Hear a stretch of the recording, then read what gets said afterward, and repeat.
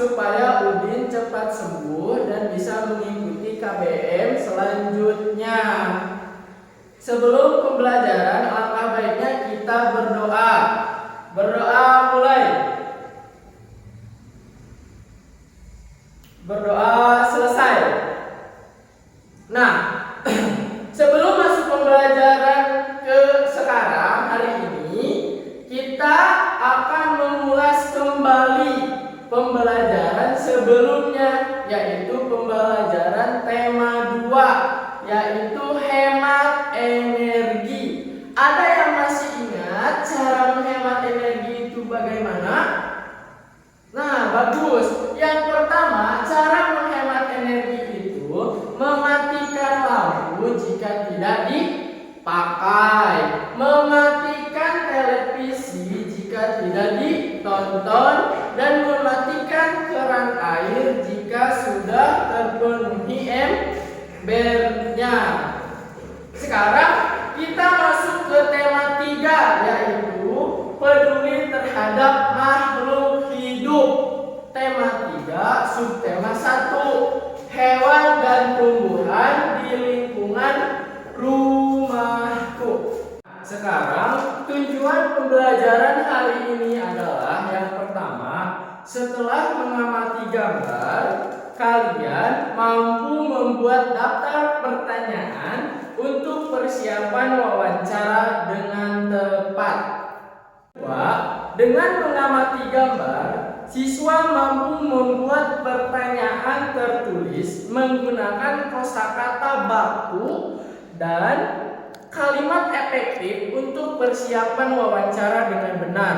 Yang ketiga, dengan diskusi pemecahan masalah, kalian mampu mengidentifikasi masalah-masalah keseimbangan lingkungan dengan tepat. Yang keempat, dengan diskusi pemecahan masalah, siswa mampu melakukan identifikasi masalah keseimbangan lingkungan dengan tepat. Yang kelima, dengan mengamati gambar, kalian mampu mengidentifikasi karakteristik dataran tinggi, dataran rendah, dan pantai serta pemanfaatan sumber daya alamnya bagi kesejahteraan masyarakat dengan tepat. Yang keenam, dengan mengamati gambar, kalian mampu menyajikan informasi hasil identifikasi karakteristik dataran tinggi, dataran rendah, dan pantai serta pemanfaatan sumber daya alamnya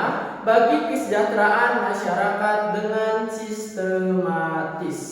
Nah, itu tujuan pembelajaran hari ini ya anak-anak.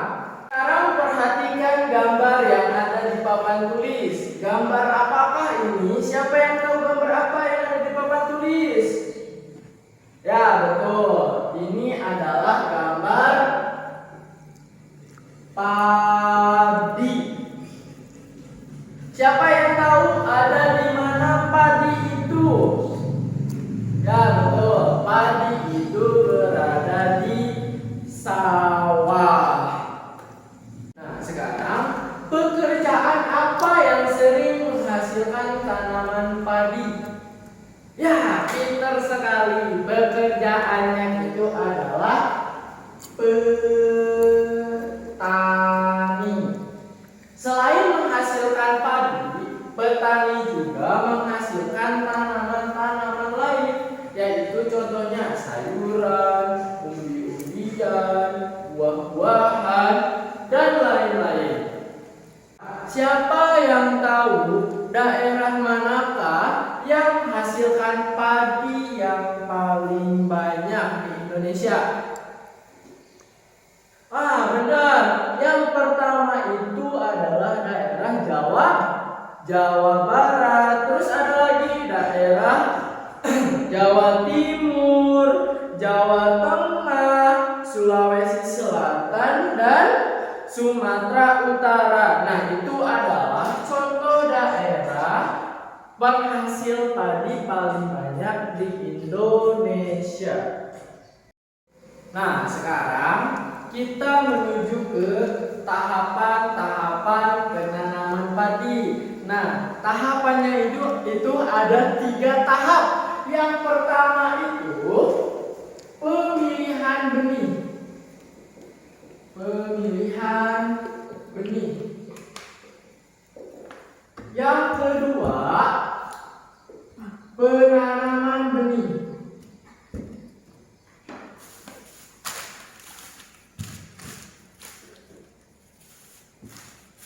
Yang ketiga, pemindahan benih.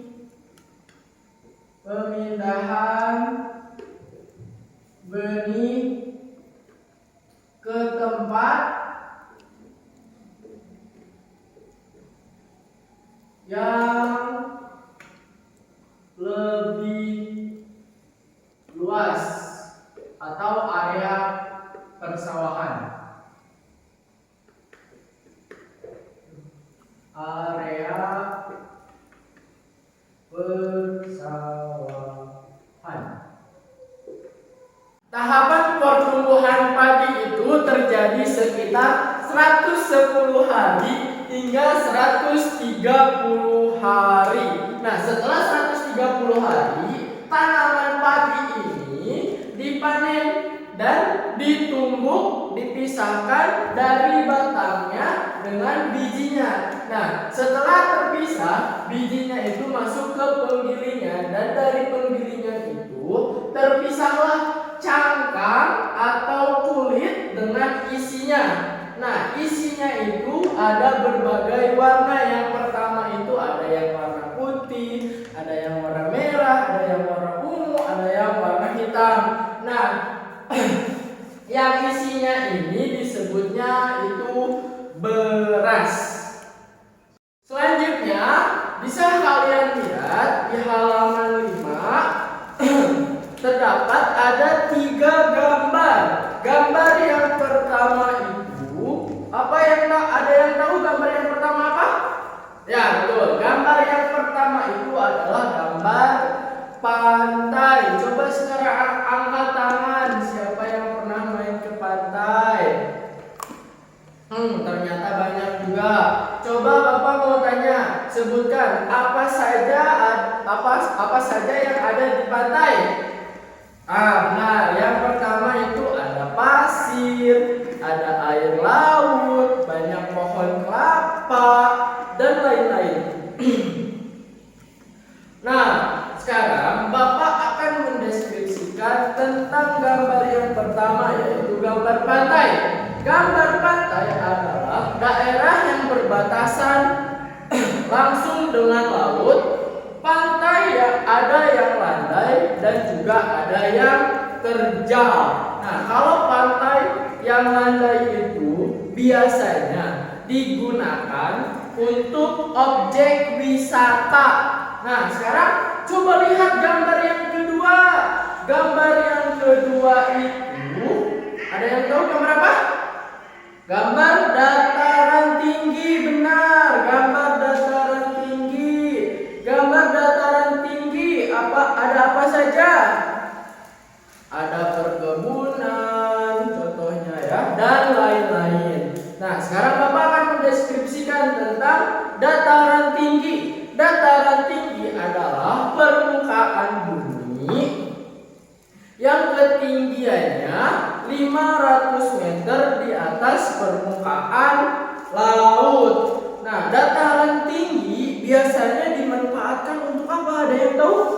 Nah, biasanya dimanfaatkan untuk tempat wisata, untuk tempat beristirahat, dan tempat untuk usaha perkebunan. Nah, itu tentang dataran tinggi. Nah, sekarang gambar yang ketiga, lihat. Ada gambar apa? Ada yang tahu? Nah, gambar dataran rendah. Ada yang tahu dataran rendah itu apa? Nah, dataran rendah itu adalah permukaan bumi yang datar dengan ketinggian kurang dari 200 meter dari atas permukaan laut. Nah, pada umumnya di dataran rendah berada di sekitar pesisir pantai. Nah, dataran rendah banyak digunakan untuk berbagai keperluan. Nah, contoh yang pertama itu dataran rendah untuk pertanian, untuk peternakan, untuk perumahan, dan area industri.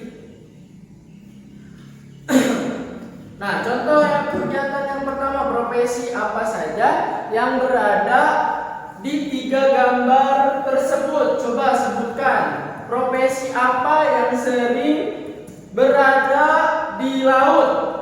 Profesi apa coba? Nah, betul. Profesi yang pertama itu yang ada di laut atau di pantai itu adalah nelayan.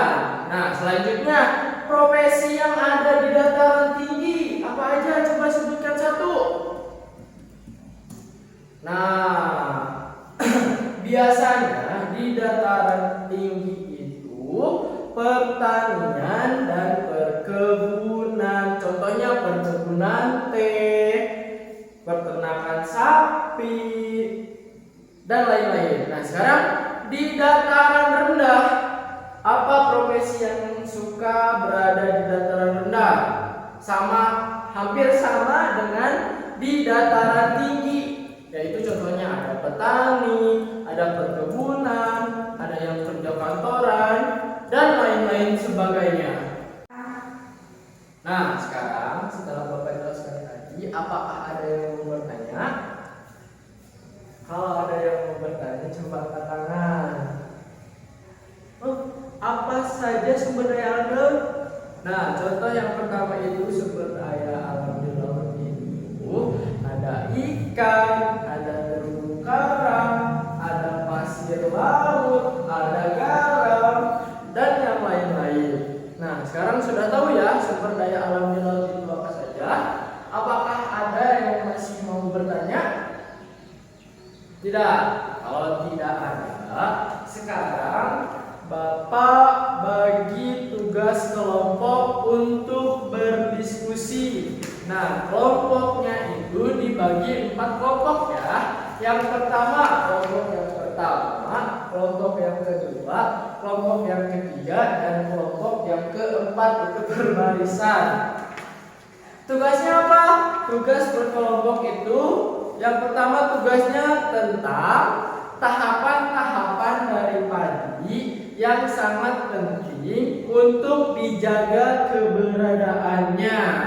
Nah, yang kedua itu tugasnya membuat pertanyaan yang telah didiskusikan tadi tentang pertanyaan tentang pantai, tentang dataran tinggi, dan dataran rendah.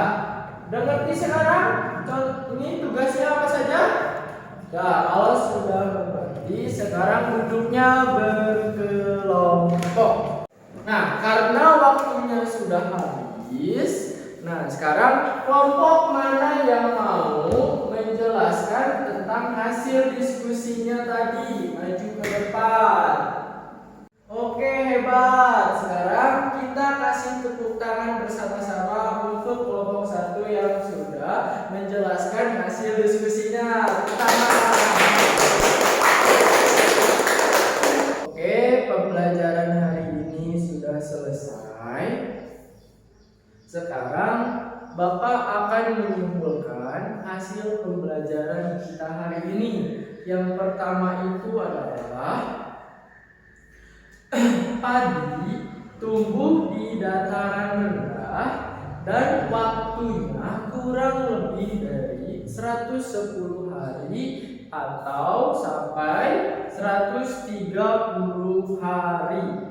Padi adalah salah satu tumbuhan yang mayoritas masyarakat Indonesia makan dalam bentuk beras. Jenis pekerjaannya itu yang menghasilkan barang.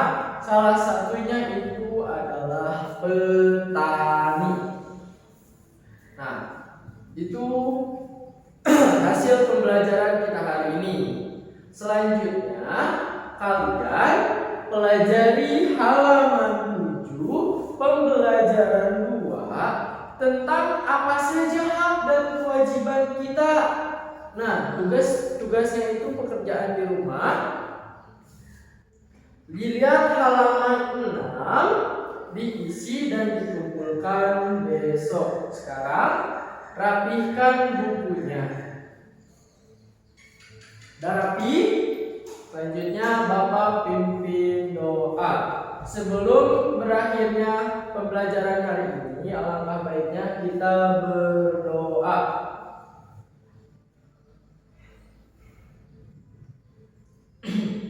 Berdoa selesai. Assalamualaikum